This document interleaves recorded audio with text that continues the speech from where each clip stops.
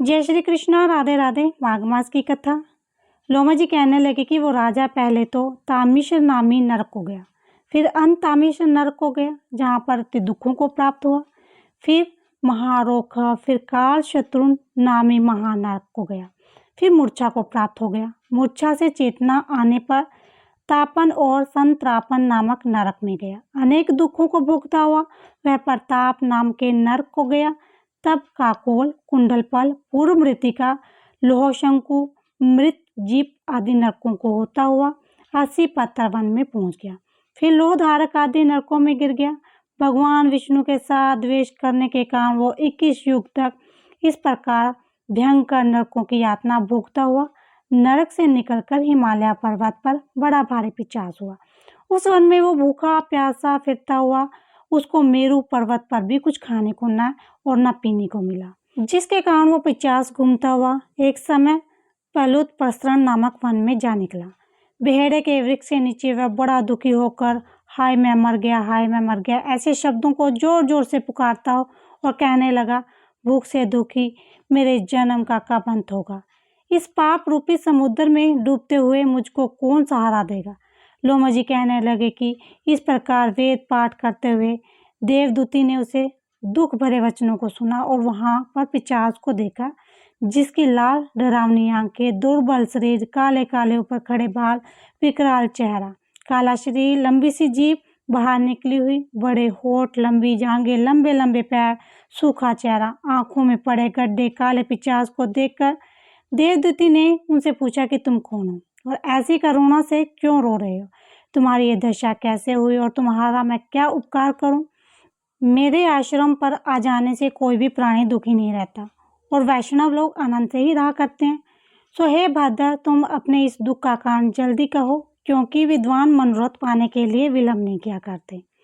ऐसे वचन सुनकर प्रेत रोना बंद करके विनती भाव से कहने लगा कि हे द्विज, किसी बड़े पुण्य से मुझको आपके दर्शन हुए हैं। बिना पुण्य के साधुओं की संगति नहीं होती। और फिर उसने पहले जन्म का वृत्तांत कहा कि भगवान विष्णु से द्वेष के कारण मेरी यह दशा हुई है। जिस हरि का नाम यदि अंत समय में मनुष्य के मुख से निकल जाए तो मनुष्य विष्णु पद को प्राप्त होता है, और जो सबका पालन करता है उसी से मैंने द्वेष किया। ये सब मेरे कर्मों का दोष है, जिसकी ब्राह्मण तप द्वारा प्रार्थना करते हैं। ब्रह्मा आदि देवता, सनकादि ऋषि जिसको मुक्ति के लिए पूजते हैं, जो आदि मध्य व अंत में विश्व का विधाता और स्नातक है, जिसका आदि मध्य और अंत नहीं, उस भगवान के साथ मैंने द्वेष किया। जो कुछ पुण्य किए मैंने पहले जन्म में किए थे, वो सब विष्णु की द्वेष रूपी अग्नि में भस्म हो गए। यदि किसी प्रकार से मेरे इस पाप का नाश हो जाए तो मैं भगवान विष्णु के सिवाय किसी और देवता का पूजन नहीं करूँगा।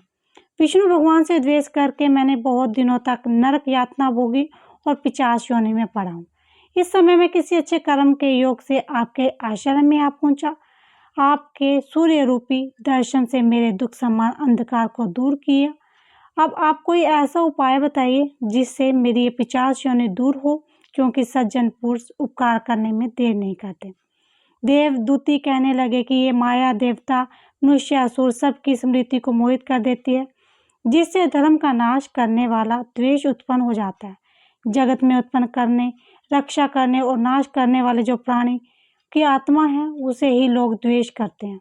जिसके अर्पण करने से सभी कर्म सफल हो जाते हैं, उसकी भक्ति से मुख मोड़ने वाले मूर्ख ही गति को प्राप्त नहीं होते। चारों वर्णों के विधाता हरि का भजन करते हैं, उत्तम है, अन्यथा कुकर्मों में चलने वाले मनुष्य नरक में गामी होते हैं। इसी कारण वेद विरुद्ध कर्मों को त्यागना चाहिए। अपनी बुद्धि से बचे हुए धर्म के मार्ग पर चलने से मनुष्य परलोक के पथ का विनाश करते हैं। वह वेद देवताओं, ब्राह्मणों की निंदा करते हैं। झूठे मन, कपिल शास्त्रों को मानने वाले नरक को जाते हैं। देवादिदेव विष्णु के विमुख होने वाले नरक को जाते हैं, जैसे द्रविड़ देश का राजा नरक में गया। इस कारण इनकी निंदा नहीं करनी चाहिए और वेदों में न कही गई क्रियाओं को भी नहीं करना चाहिए। लोमा जी कहने लगे कि ऐसा कहने पर मुनि ने पिशाच को सुमार्ग बतलाया कि माघ मास में तुम प्रयाग में जाकर स्नान करो, उससे तुम्हारी वो पिशाच योनि समाप्त हो जाएगी। माघ मास के प्रयाग में स्नान करने से मनुष्य पहले जन्म के सब पापों को मुक्त हो जाता है वहाँ पर स्नान करने से मुक्ति प्राप्त होती है। इससे बढ़कर कोई पश्चाताप नहीं। संसार में यह मोक्ष और स्वर्ग का खुला हुआ द्वार है। गंगा यमुना का संगम त्रिवेणी संसार में सबसे उत्तम तीर्थ है। पाप रूपी बंधन को काटने के लिए यह कुल्हाड़ी है। कहाँ तो विष्णु सूर्य तेज गंगा यमुना का संगम है और कहाँ ये तछु पाप रूपी तृण की आहुति।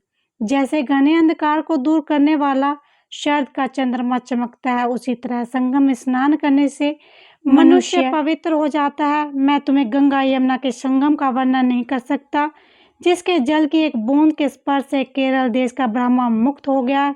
ऋषि के ऐसे वचन सुनकर प्रेत के मन को शांति उत्पन्न हुई, मानो सब दुखों से छूट गया हो। बोलो विष्णु भगवान की जय।